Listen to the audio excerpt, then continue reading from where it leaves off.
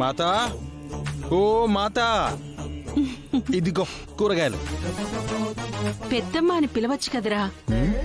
అందరిలా పిలిస్తే నా స్పెషాలిటీ ఏముంటుంది? నీ చిన్న కొడుకు స్పెషల్ మాతా, అన్ని విషయాల్లోనూ స్పెషలే. సర్లే కాని వెళ్ళి కాళ్ళు చేతులు కడుక్కొని రాపో, టిఫిన్ చేద్దు గాని. సరే, ఓకే.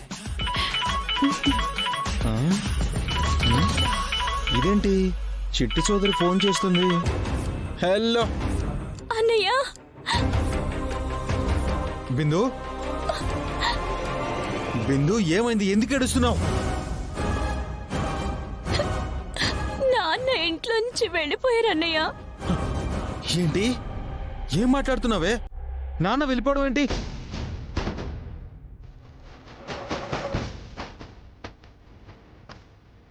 ఎంతో నాన్నని ఇష్టం వచ్చినట్లు మాట్లాడింది. నాన్న లెటర్ రాసి పెట్టి ఎటో వెళ్ళిపోయారు. సరే, నువ్వు టెన్షన్ పడకు, నేను వస్తున్నాను. సరే, ఏమైందిరా? ఇంట్లో ఏదో గొడవ జరిగిందంట పెద్దమ్మా. నాన్న ఇంట్లోంచి వెళ్ళిపోయాడంట. నేను అర్జెంటుగా ఇంటికి వెళ్ళాలి. వెళ్ళేసి వస్తాను పెద్దమ్మా. సరే.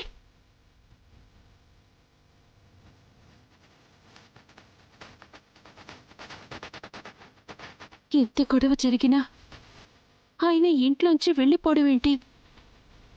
ఏం జరుగుతుంది?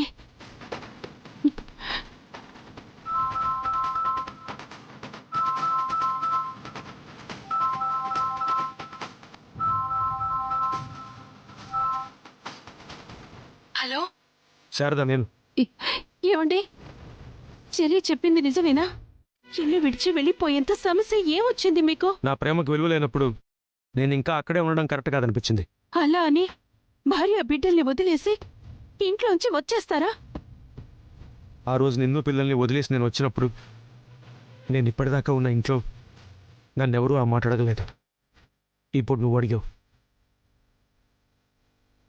శారదా, ఈ ప్రేమ అక్కడ లేదు. నీలాంటి మనుషులు అక్కడ లేరు. ఆఖరికి కన్న కూతురు కూడా. అందుకే ఈ నిర్ణయం తీసుకున్నాను. బయటకు వచ్చేస్తే ఎక్కడికి వెళ్దామని? ప్రశాంతంగా ఉండే ఎక్కడికైనా. ఇంట్లో లేని ప్రశాంతత బయట ఎక్కడ దొరుకుతుంది? దొరుకుతుంది. అంటే నీతో మాట్లాడాలి. కుకట్పల్లిలో ఉన్న వెంకటేశ్వర స్వామి గుడికొస్తావా? అసలే మీరు చేసింది తప్పు. పైగా ఇప్పుడు మీతో కలిశానని తెలిస్తే వాళ్ళు గొడవ చేస్తారు. వద్దండి, నా మాట వినండి. ప్లీజ్ శారదా, నా కోసం ఒకసారి గుడికి రా. లేదు, నేను రానండి. ఇదే నీ నిర్ణయమా?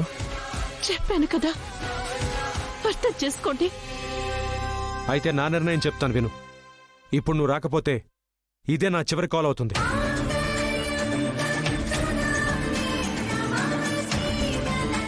ఏంటండి అసలు ఏం మాట్లాడుతున్నారు మీరు?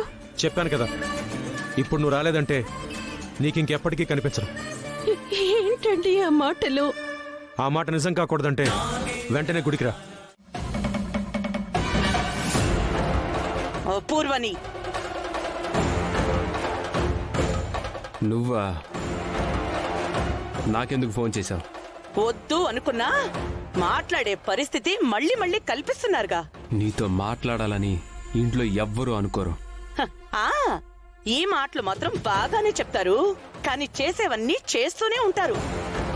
విషయం చెప్పకుండా ఇష్టం వచ్చినట్లు మాట్లాడకు. ఏంటా చెప్పేది? అసలు మీకే సంబంధం లేకపోయినా కృష్ణప్రసాదే మీ ఇంటి చుట్టూ తిరుగుతున్నాడని నువ్వు మీ అమ్మ ప్రవచనాలు వల్లిస్తూ ఉంటారుగా.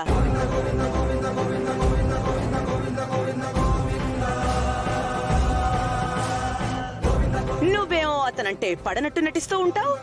మీ అమ్మ మాత్రం ఇంటికి పిలిపించుకుని మరీ మాట్లాడుతుంది. అపూర్వ, స్టాప్ ఇట్.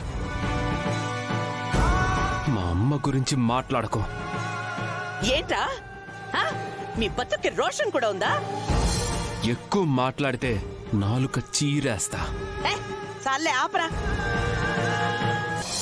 ఈ ఇంట్లోంచి కృష్ణప్రసాద్ వచ్చాడు. మీ అమ్మకే ఫోన్ చేసుంటాడు. ఇద్దరూ కలిసి వెళ్ళిపోయారు.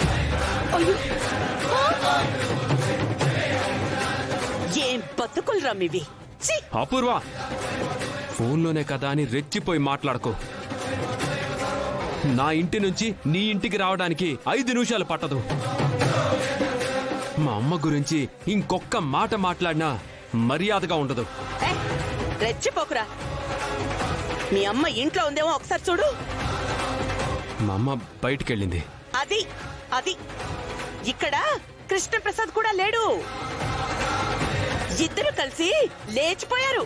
అపూర్వ ఎస్ ఎస్ అపూర్వనే. ఆవేశపడాల్సింది నా మీద కాదురా, ఇంట్లోంచి వెళ్ళిన మీ అమ్మ మీద. ఇన్ని రోజులు తండ్రెవరో తెలియని వాళ్ళ పెరిగావు. ఇప్పుడు లేచిపోయిందాన్ని కొడుకు అని అనిపించుకోబోతున్నావు. ఆ రోజు ఏమన్నావురా నువ్వు? సంస్కారం అది ఇది అని ఏదో పెద్ద పెద్ద డైలాగులు చెప్పావు. అయినా మీ అమ్మకే లేని సంస్కారం నీకెలా నేర్పిస్తుందిలే. అవమానాలు చీత్కారాలు మీకేం కొత్త కాదుగా. అలవాటు పడిన ప్రాణాలు మీవి. ఛీ! ఇక మిమ్మల్ని ప్రయోజనం ఉంది. Malikin na rock sa pagpapang Tsaka jagad ka ni kurang luka